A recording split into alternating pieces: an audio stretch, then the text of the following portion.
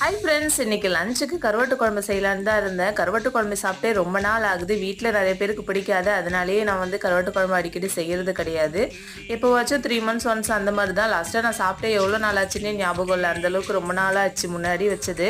கருவாட்டு குழம்புக்கு கீரை பொரியல் நல்லாயிருக்கும். அதில் வந்து முருங்கைக்கீரை இன்னுமே ரொம்பவே நல்லாயிருக்கும். அதனால இன்னைக்கு முருங்கைக்கீரை தான் பறித்தேன். கருவாட்டு குழம்புக்கு எப்பயுமே வந்து உருளைக்கிழங்கு, கத்திரிக்காய், வாழைக்காய், முருங்கைக்காய் அது எல்லாமே நல்லாயிருக்கும். அதை எல்லாத்தை விடமே வந்து பரங்கிக்காய் வந்து பழமாக இருக்கிறது போட்டோன்னா ரொம்ப சூப்பராக இருக்கும். ஆனால் இன்றைக்கி எனக்கு பரங்கிக்காய் பழம் கிடைக்கல. அதனால் வந்து கத்திரிக்காயும் பலாக்கொட்டையும் தான் போட்டேன்.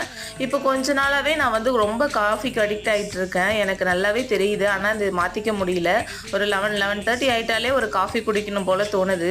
கொஞ்சம் சீக்கிரமாகவே அதை வந்து நம்ம மாற்றிக்கணும்னு நான் நினச்சிட்டு இருக்கேன். இன்றைக்கி முருங்கைக்கீரை தேங்காய் போட்டு பொரியல் பண்ணியிருந்தேன். சவுச்சவு கூட்டு பண்ணிவிட்டு முட்டை ஆம்லேட் பண்ணிவிட்டு அப்பளம் பொரிச்சிருந்தேன். இன்றைக்கி லஞ்ச் இவ்வளோதான். நெக்ஸ்ட் வீடியோவில் பார்க்கலாம். பாய்.